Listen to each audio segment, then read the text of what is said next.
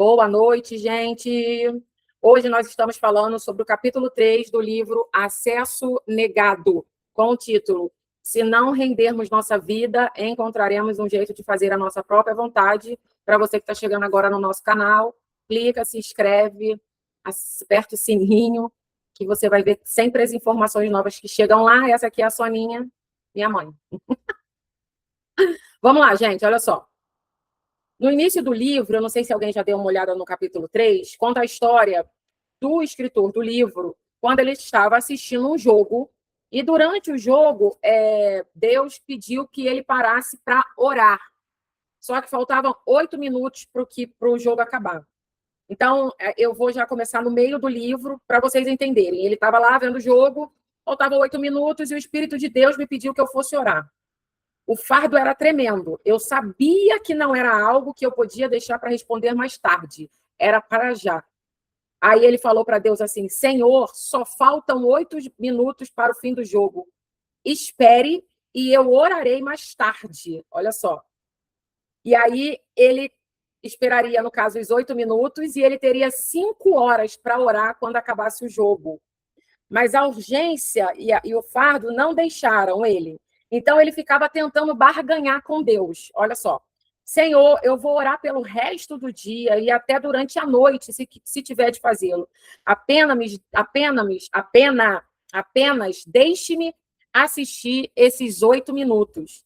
Afinal, pensei, estou sendo muito generoso. Na cabeça dele, era 8 minutos e ele ia dedicar o tempo todinho dele para a oração. E aí ele continuava com aquilo na cabeça, e ele o tempo todo falando para Deus assim: eu vou orar quando acabar os 8 minutos. E aí, quando estava no final do jogo, ele começou a uma oração que estava seca, monótona, e como se ele estivesse falando com qualquer outra pessoa. E aí, em algum momento, durante a oração dele, Deus falou assim com ele: eu não quero as suas 5 horas de sacrifício, eu quero obediência. E aí essas palavras ficaram cravadas na cabeça dele. Fiquei sem falar diante de um Deus santo. Como eu podia estar tão enganado a ponto de achar aqueles 8 minutos triviais quando Deus estava me chamando naquele instante? Como eu podia ter tratado o seu desejo de Deus e a sua vontade de maneira tão leviana? Eu havia preferido um jogo de futebol carnal à obediência de Deus. E aí, no subcapítulo do livro, fala que a cruz simboliza a obediência. Jesus fez uma afirmação em Mateus 16, 24. Se alguém quer vir após mim, negue-se a si mesmo, tome a sua cruz e siga-me. Alguns tomam a cruz e se concentram na sua imagem de sofrimento, que representa uma vida de sacrifício. Entretanto, nesse versículo, a cruz não é o resultado final. Ela nos capacita a obedecer. E isso aqui é até um exercício para mim, porque eu sempre falo, né? O que é tomar a sua cruz e seguir ao Senhor? É as nossas responsabilidades, colocar aqui na cruz e caminhar. E aqui a cruz fala sobre ela nos capacitar a obedecer ao Senhor. O foco do que Jesus está dizendo é a obediência. A única maneira pela qual podemos obedecer é tomando a cruz. Porque sem morrer para as nossas próprias agendas e desejos, finalmente teremos um confronto direto entre a vontade de Deus e o desejo do homem. Se não entregarmos nossas vidas, encontraremos uma maneira de realizar a nossa própria vontade e até usaremos a Bíblia para sustentar essa atitude. Eu achei isso aqui muito forte, né? O sacrifício era bíblico, porém Saul foi bíblico no seu desejo de sacrificar animais como oferta, mas ele foi desobediente à direção de Deus. O culto a Deus inclui a desobediência? Fica essa pergunta para nós. Se incluísse, Satanás receberia a glória com as nossas práticas e sacrifícios religiosos. Ele é aquele que deu a origem à rebelião, mas Deus declara: tem porventura o Senhor tanto prazer em holocaustos e sacrifício, como em quem se obedeça à voz do Senhor? Eis que o obedecer é melhor do que sacrificar, e o atender do que a gordura de carneiros. Durante o restante do capítulo, eu quero explorar esse conceito usando Isaías. Então, vocês vão vendo que esse capítulo ele fala exatamente sobre a obediência e o que é Deus na nossa vida. E aqui começa a trazer uma explicação, usando Isaías 66, de 1 a 2, que diz assim: assim diz o Senhor, o céu é o meu trono, a terra o escabelo dos meus pés. Que casa me edificarias vós? E que lugar seria o meu descanso? A minha mão fez todas as coisas, e assim todas elas vieram a existir, diz o Senhor. Aqui, gente, é interessante porque ele explica sobre a luz, a lua, o sol, as estrelas, a partir desse versículo de Isaías 66, que a terra é o escabelo dos meus pés, o céu é o meu trono, a minha mão fez todas as coisas. Aí olha só que a gente precisa parar e meditar. Vamos traduzir para a nossa terminologia moderna. Deus disse: eu habito no céu, ele é o meu trono. Eu fiz a terra, ela é o meu estrado diante do meu trono. Eu sou maior do que vocês são, até capazes de pensar. Eu sou Deus. Pare e medite nisso. Talvez você tenha um vislumbre da sua maravilhosa glória. Ele criou a terra e o universo. Ele posicionou as estrelas com os seus dedos. Olha que coisa linda. A maioria de nós não compreende a amplitude do universo. Por ser formado em engenharia, pesquisei alguns dos fatos fascinantes que conhecemos sobre a vastidão da criação de Deus. Aí aqui, gente, assim, é anos-luz de fato para a gente entender. A luz, ela viaja numa velocidade de 3.000 quilômetros por segundo. Não por hora, gente, é por segundo. Isso representa aproximadamente 1 milhões de quilômetros por hora. Os nossos aviões modernos voam aproximadamente a 800 quilômetros por hora. A Lua fica aproximadamente 380 mil quilômetros da Terra. O Sol fica a 150 milhões de quilômetros da Terra. Para chegar ao Sol de avião, a sua jornada duraria mais de 21 anos. Ricas, 21 anos. Olha isso. Pense nos últimos 21 anos da sua vida. Olha só. Depois, imagine-se voando por todo esse tempo sem parar para chegar no Sol. Para aqueles que preferem dirigir, seriam precisos aproximadamente 200 anos sem nenhuma parada para descanso.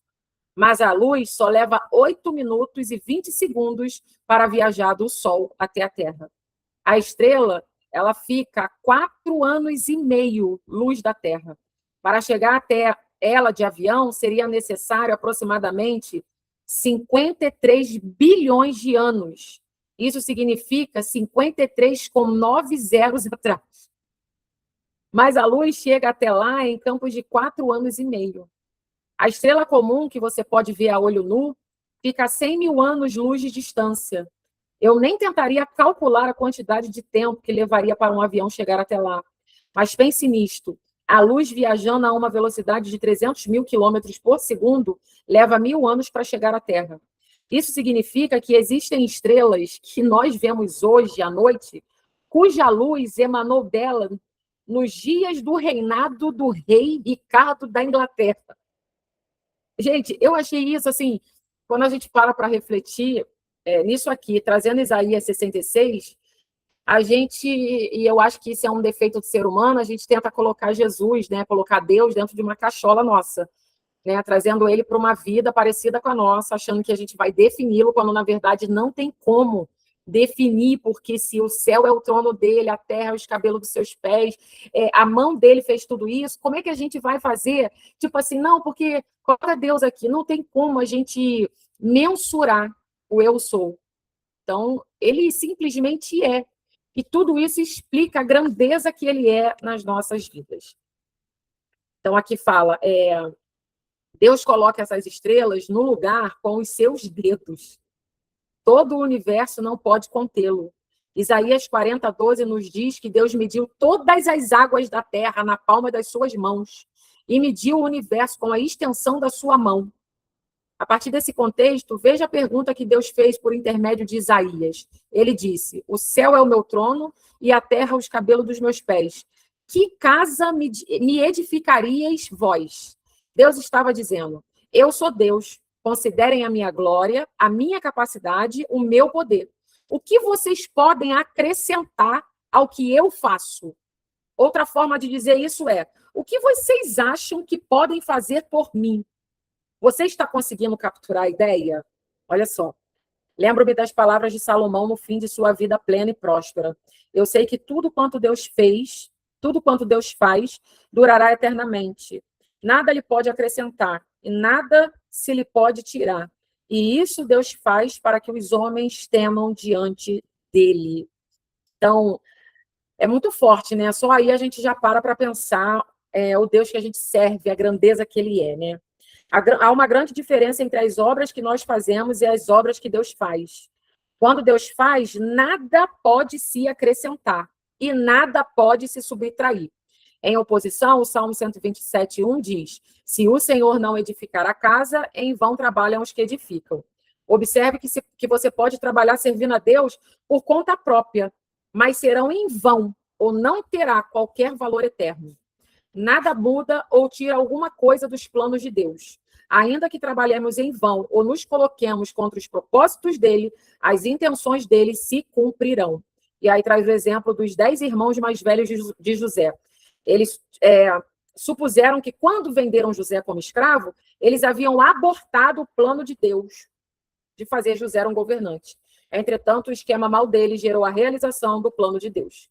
Então, Salomão disse, o que é, já existiu, o que há de ser também já existiu. Deus procura de novo o que já se passou. Em outra versão, Deus fará renovar-se o que já passou. Então, a rota já está determinada, né? Então, tudo que a gente está vendo hoje já foi, já passou, já tá, a gente só está repetindo, né? Cenas, e aí até de uma forma, né, lúdica, até as roupas elas estão se repetindo. Tudo está voltando, né? A calça, a saia, a blusa, o crochê, as cores que eram horrorosas antigamente hoje estão na moda. O que mais, né, que está na moda hoje?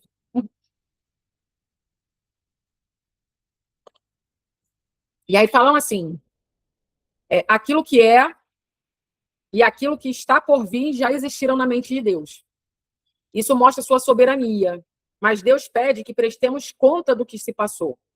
Isso quer dizer que prestamos conta pela nossa obediência ou desobediência à sua vontade que nos foi ordenada.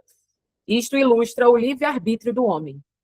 Alguns dirão, se é assim, então o homem pode subtrair do que Deus faz apenas não fazendo o que ele planejou. Não, porque Deus conhece o fim desde o começo. Ele sabe o que cada pessoa fará antes que ela o faça.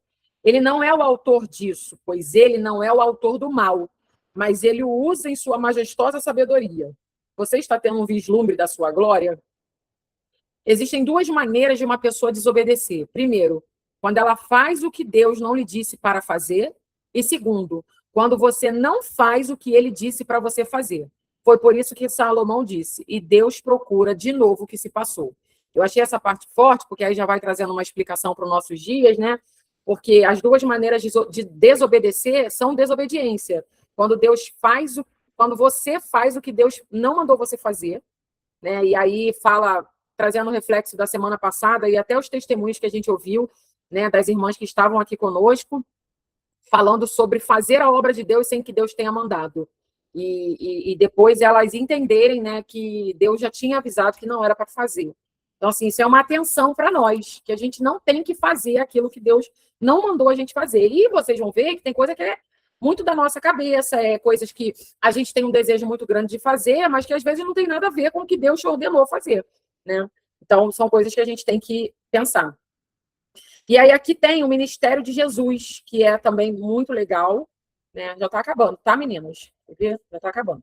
Eu queria trazer para vocês, que eu pesquisei, a palavra desobediência no hebraico. E eu gostei muito porque ele vem relacionado a Números 20, do 11 ao 13, das águas de Meribá. Quando o Senhor mandou Moisés falar e as águas iam sair. E ele pega o cajado e bate, e a água sai. Uma coisa tão simples, né? Porque Moisés só bateu com o cajado e a água saiu. E Deus não pediu que ele batesse, Deus pediu para que ele falasse. E aí fala que uma das coisas importantes dentro do hebraico é o desdobramento, porque por trás de uma palavra sempre tem a história. Eu achei isso também incrível, é um ensinamento para a gente, quando se fala do hebraico. E esse desdobramento é trazer para nós a consciência. Então, a palavra Meribá, a palavra Meri, é lugar da desobediência. E aí vem mais duas situações dentro desse lugar da desobediência. Lugar amargo, que gera amargura, e afronta. Nós estamos afrontando a Deus quando se fala da palavra desobediência. E aí uma frase relacionada à palavra desobediência é: eu posso fazer melhor que Deus. Então, para vocês depois, se quiserem, eu anoto, para vocês guardarem essa informação, que é: eu posso fazer melhor que Deus. E a gente vai perceber que em coisas mais simples a gente vai se colocando nesse lugar. Tipo assim, não, mas Deus mandou a gente fazer o básico. Qual era o básico? Ir de pregar o evangelho. Qual que ele falou? Ir de pregar o evangelho. Então, por onde a gente passar, a gente vai ir pregar o evangelho. Só que aí na nossa cabeça vem aquela situação assim: não, eu posso pregar o evangelho? Não, vou arrumar um espaço maneiro para pregar o evangelho. Aí a gente vai, não, vamos alugar um lugar, e aí aluga um lugar, que aí divide o lugar, e que aí começa a fazer uma instituição religiosa, mas quando, na verdade, vai na casa do povo, ora, busca, faz os encontros, todo mundo ora, entende? Então, assim, Deus ordenou algo, mas nós, como seres humanos, e eu acho que isso é super normal, mas a gente precisa orar sempre, a nossa vida tem que estar embasada na oração, para que a gente nunca perca o direcionamento do que Deus tem para nossas vidas, porque a gente precisa perguntar para Ele se é a vontade dele fazer. Porque pode ser que não seja vontade dele, entende? Então, assim, de muitas coisas que a gente faz, a gente precisa ter essa clareza de que a gente precisa perguntar o que a gente precisa fazer. E lá em João 5,19, o próprio Jesus falou que o filho em si nada pode fazer, senão o que vier do Pai para fazer. Então, Jesus só fazia o que o seu Pai dizia. E isso, gente, eu achei interessante, porque quando o Lázaro morreu, o povo foi até Jesus, falou para Jesus ir lá, não, corre lá, Lázaro morreu. E Jesus não deu confiança para ele deu confiança 2 dias depois. Por que 2 dias depois? E aí ele fala que era uma obediência ao Senhor.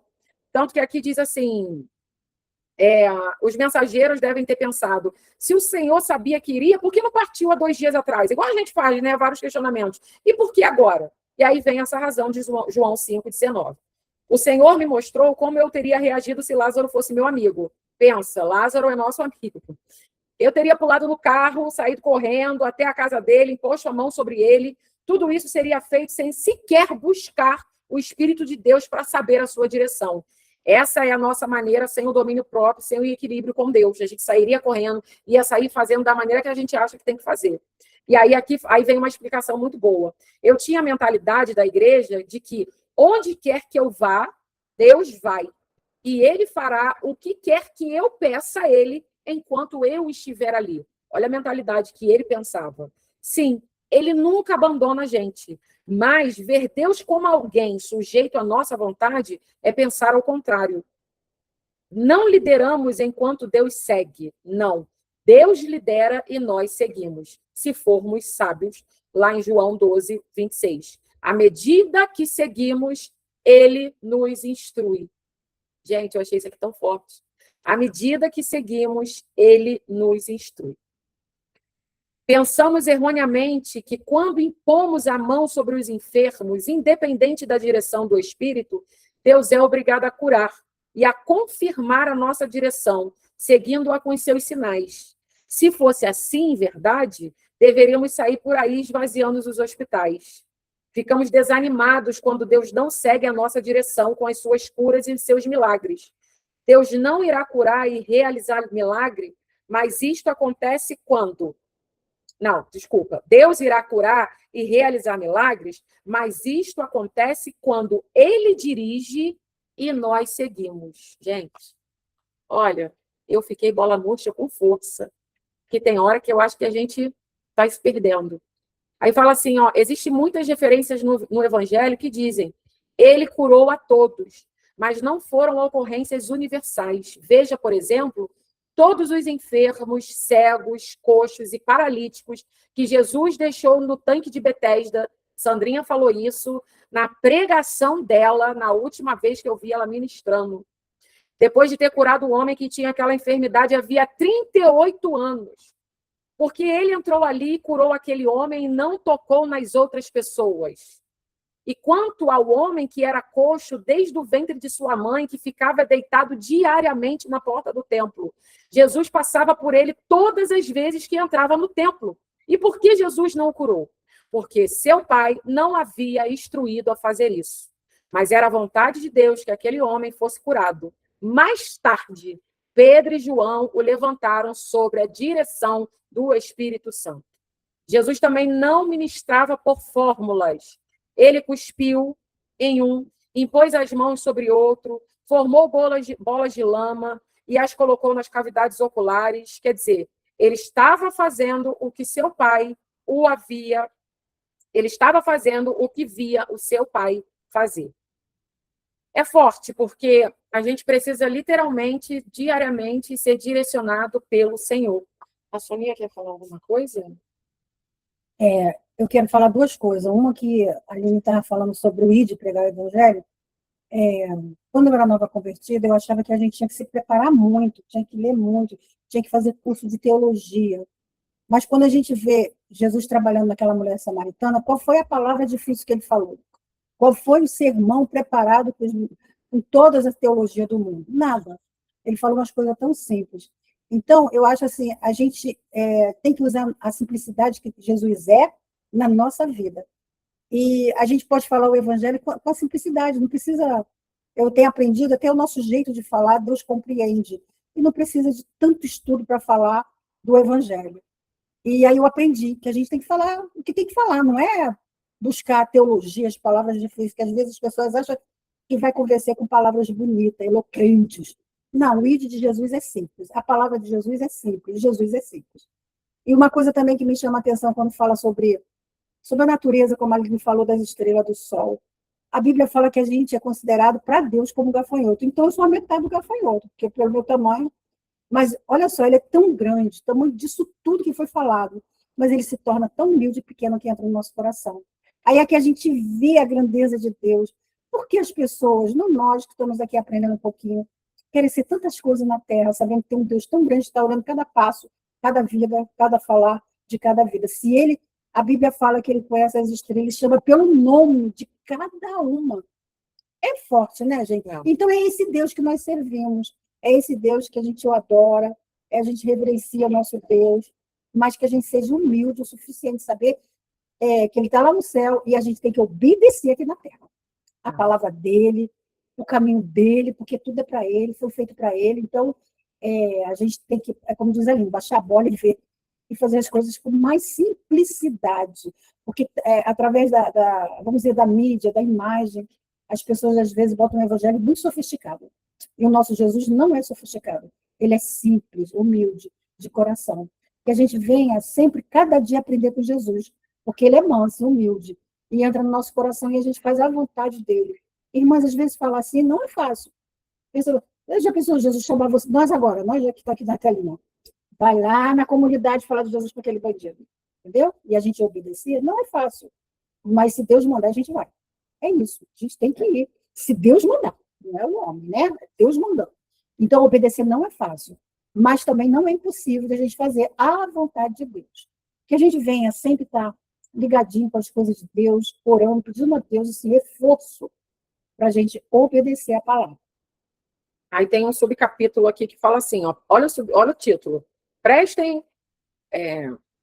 Prestarei atenção a este aqui. Olha só. É isso que Deus quer que seus filhos o sirvam. Ele deseja que nós cheguemos ao ponto em que apenas façamos o que ouvirmos fazer. Isto inclui não fazer nada quando Deus está em silêncio. Ele anseia que deixemos para trás os sacrifícios baseados no que pensamos, queremos ou somos pressionados a fazer e voltemos à simples obediência a Ele.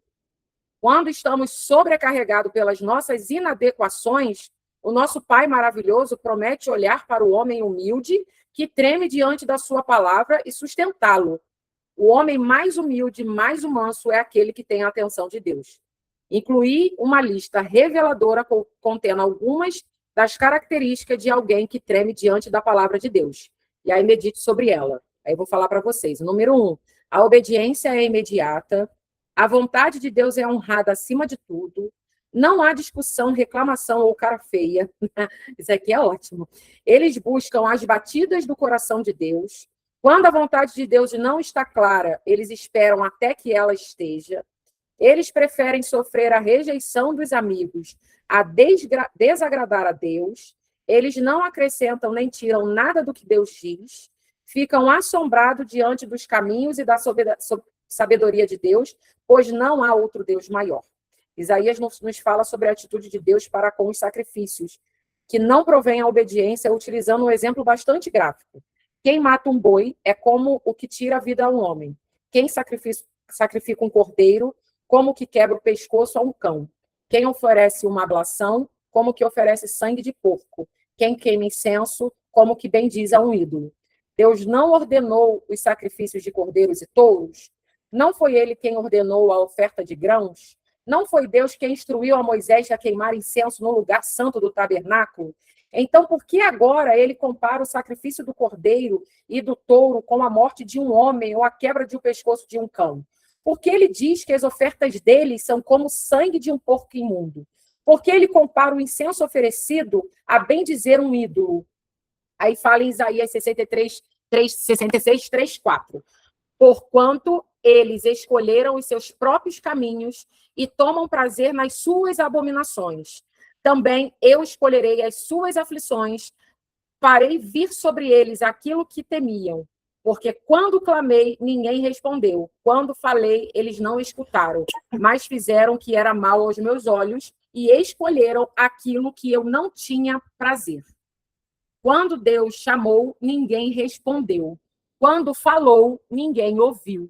As pessoas estavam tão ocupadas, gravem isso, tão ocupadas servindo a Deus com sacrifícios religiosos, que elas não responderam em obediência à sua voz. Forte, né? Deus lamentou a escolha delas. Elas prefeririam os sacrifícios a ouvirem e a obedecerem à minha voz. Ele deixou claro que o seu prazer não está em sacrifício. Gente, olha, vou te dizer, essa parte é forte. Bom, aí vem a última parte que é muito interessante também. Fala assim, ocupado, mas não obediente. E aí é o final. E hoje? Será que estamos tão ocupados servindo a Deus com orações intercessórias, ofertas generosas, cultos organizados, evangelismos, administração do ministério, jejuns, estudos bíblicos, conferências, convenções cristãs, que estamos deixando passar o que ele está dizendo? Emaranhados no meio de tudo isto, será que perdemos a simplicidade de ouvir a sua voz e tremer diante da sua palavra? Hoje é muito fácil construir uma máquina ministerial, mas perder o foco do seu propósito. É fácil sucumbir à pressão da carga de trabalho, das obrigações financeiras, da manutenção do nosso status, das exigências das pessoas controladoras e de tudo o mais que tenta ditar o nosso rumo. Mas e quanto à nossa obediência ao Espírito de Deus?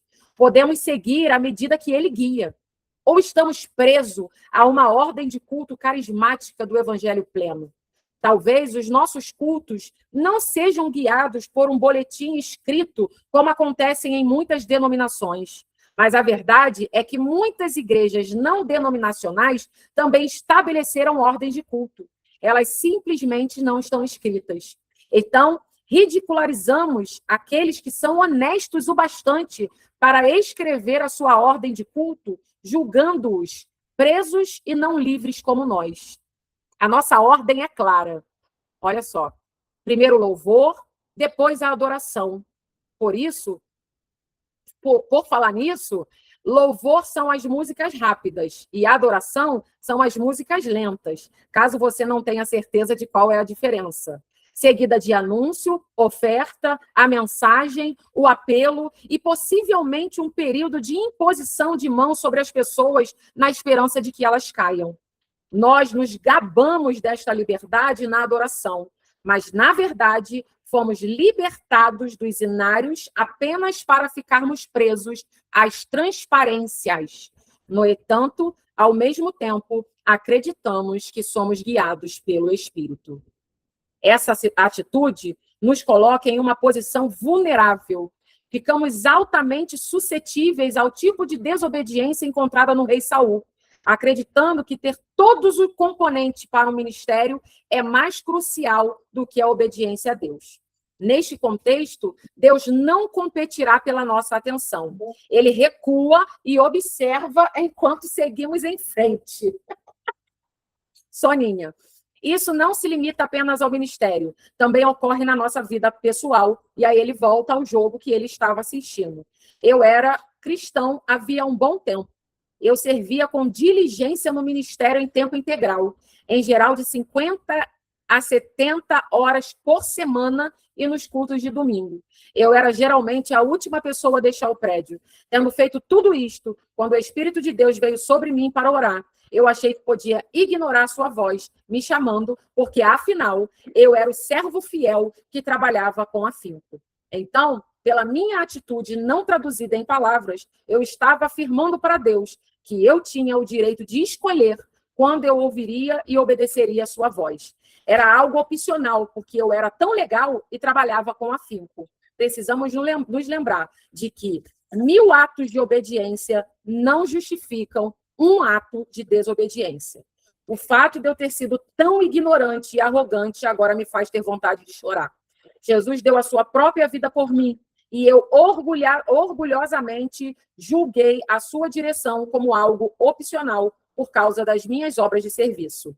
Que Deus possa nos guardar do engano sutil que leva à desobediência. É isso, fechamos o capítulo 3 e na próxima semana estaremos retornando ao capítulo 4.